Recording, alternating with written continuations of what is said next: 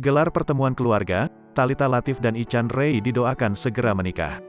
Thalita Latief dan Ichan Rey baru saja menggelar pertemuan keluarga.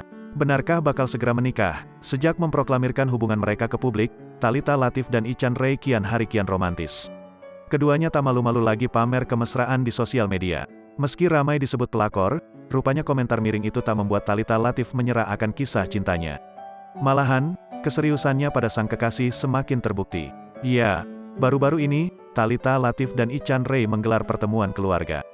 Hal itu diketahui dari unggahan terbaru mantan istri Dennis Lila tersebut di Instagram. Di sana, Thalita Latief memperlihatkan momen pertemuan keluarga yang berlangsung hangat. Quality time with my fam. Quality time with Ichan Rey fam, all is well and we're all good. Tulisnya, dilansir Tribun Style pada Jumat, 13 Mei 2022. Time will tell the truth, who is being real, sincere and kind. Allah knows, Allah sees, Allah will. Waktu akan memberitahu kebenaran siapa yang nyata, tulus dan baik hati. Allah tahu, Allah melihat, Allah